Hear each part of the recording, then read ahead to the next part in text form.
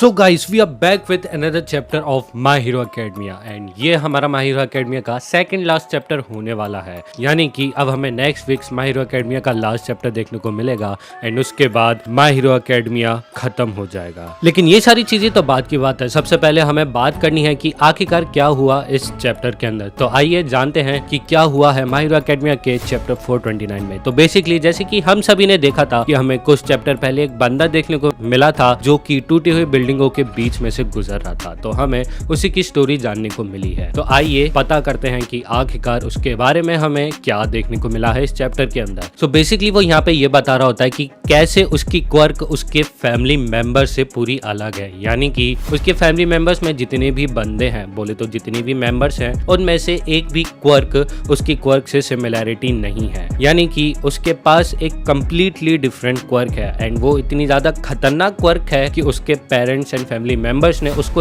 अपने घर के बेसमेंट में बंद कर दिया एंड उसको कभी भी वहां से निकलने का मौका नहीं दिया। तो इससे हमें ये पता लग रहा है कि उसकी क्वर्क एक्चुअली में काफी ज्यादा खतरनाक है एंड ये सारी चीजें उसके पेरेंट्स को पता लग गई, तो जिसके चलते हुए उन्होंने उसको बेसमेंट में बंद कर दिया। वेल एक्चुअली वो फर्दर कंटिन्यू करते हुए बोलता है कि आखिरकार कैसे उसको बेसमेंट में बंद कर दिया एंड वो ये भी बताता है कि अगर मैं जब भी मदद करने के लिए चिल्लाता था या फिर मैं चीखता था तो उस चीज से परेशान हो जाने के बाद मेरे पेरेंट्स एंड फैमिली मेंबर्स ने आके मेरा मुंह को सिल दिया। सो गाइस ये सारी चीजें सुनने के बाद आप सभी लोग समझ ही गए होंगे कि आखिरकार इस बेसमेंट वाले बंदे की स्टोरी किस साइड हमें लेके जा रही है। सो उसके फैमिली मेंबर्स ने उसको बेसमेंट में बंद किया ही तो किया, लेकिन जब वो मदद मांगने के लिए चिल्लाता था तो उसके मुंह को भी सिल दिया, जो कि काफी ज्यादा दर्दनाक एंड काफी ज्यादा डार्क है। तो हमें आगे पता लगता है कि उसके बेसमेंट में जो उसके पेरेंट्स बात कर रहे होते हैं उनकी आवाजें जाती थी, जिसके चलते हुए वो ये सुन लेता है कि उसके पेरेंट्स ये बात कर रहे होते कि ये दुनिया तबाह होने वाली है। सो बेसिकली यहाँ पे बात हो रही है शिगेराकी की, जो कि पूरे जापान को डिस्ट्रॉय करने पे तुला हुआ था।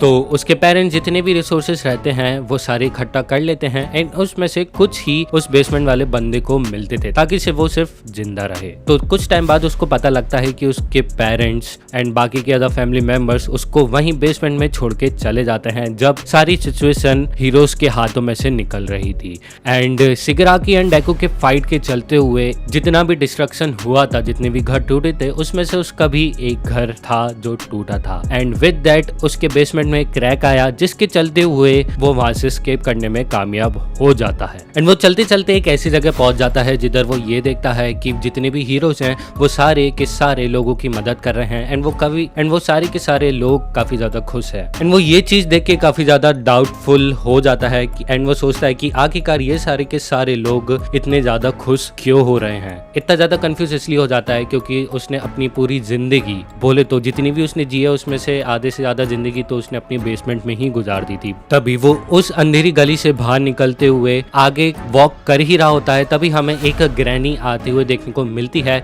जो कि वो ही सेम पर्सन रहती है जब उसने शिगेराकी को ढूंढा था एंड उसने शिगेराकी की मदद करने से मना कर दी थी। तो जैसे ही वो उस लड़के को, बोले तो उस बेसमेंट वाले बंदे को बुलाती है, तभी वो बेसमेंट वाला बंदा उसकी तरफ देखता है एंड ग्रैनी अगेन वैसी ही डर जाती है जैसे उसने फर्स्ट टाइम शिगेराकी के चेहरे को देख के डरी थी। लेकिन वो रियलाइज करती है कि जब मैंने शिगेराकी को देखा था तब मैंने अगर उसकी मदद कर दी होती तो आज हमें ये सारी चीजें नहीं झेलनी पड़ती। तभी वो सारी चीजें भुला के इस बेसमेंट वाले बंदे की मदद करती है। सो दैट्स मीन कि ये ग्रैनी जब उसने अपने यंग में, बोले तो जब उसने शिगेराकी को ढूंढा था तो उससे एक बहुत बड़ी गलती हो गई थी, तो उसने वो गलती इस बार नहीं दोहराई एंड वो उस बेसमेंट वाले बंदे का हाथ पकड़ लेती है एंड बोलती है कि तुम चिंता मत करो क्योंकि ग्रैनी यहीं पर है। तो ये तो थी हमारी बेसमेंट वाले बंदे की कहानी। अब हमें लास्ट चैप्टर में ही पता लगेगा कि आखिरकार ये बंदा कौन सा रास्ता अपनाएगा, अच्छाई का या फिर बुराई का।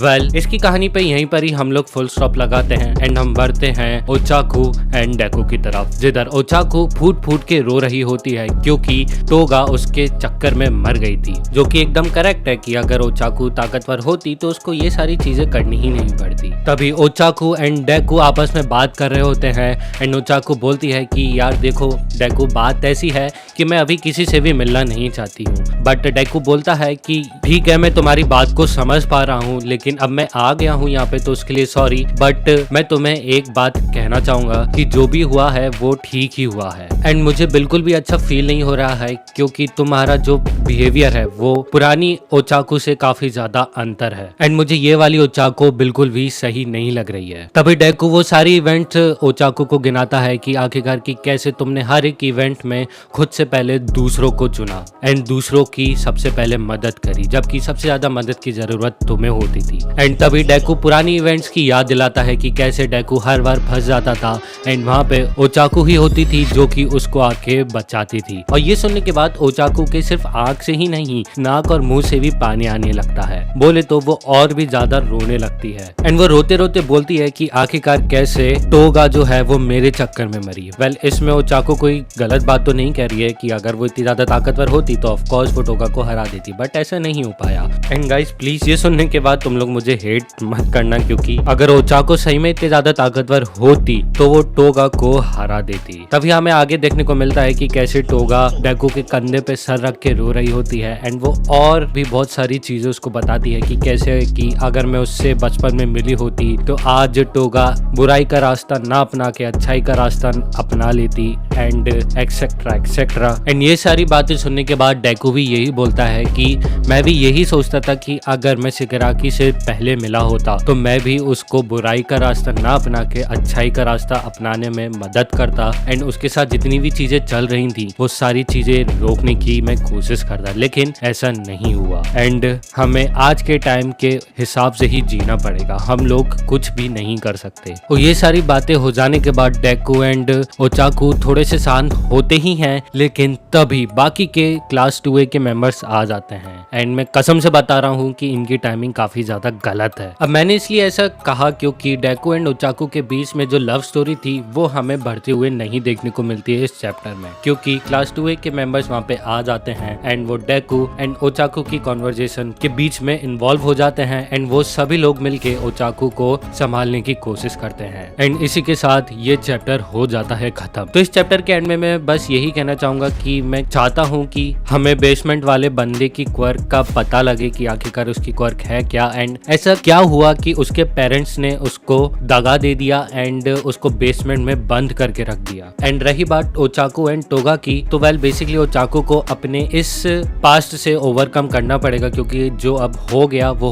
हो चुका है एंड ये सिर्फ डेकू को ही पता है एंड पूरी दुनिया को नहीं पता, क्योंकि उस टाइम पे कैमरा का बैटरी खत्म हो गया था जिसके चलते हुए ओचाकू एंड टोगा की फाइट लाइव टेलीकास्ट नहीं हो पाई। सो उसको टोगा की डेथ का बर्डन अपने ऊपर लेके ही चलना पड़ेगा। तो अब अगर हम बात करते हैं लव सब की, तो हो सकता है कि हमें नेक्स्ट चैप्टर में डेकू एंड ओचाकू आपस में मिलते हुए देखने को मिले एंड वो दोनों अपना लव कन्फेस भी करते हुए देखने को मिल सकते हैं, या फिर हमें एक टाइम स्किप भी देखने को मिल सकता है जिसमें ओचाकू एंड डेकू शादी कर लेते हैं। अब वेल ये सारी चीजें तो हमें नेक्स्ट चैप्टर में ही पता लगेगी। तो अगर आप सभी को ये वीडियो पसंद आया हो so please don't forget to like and subscribe. मैं मिलता हूँ आप सभी को नेक्स्ट वीडियो में। Until sayonara.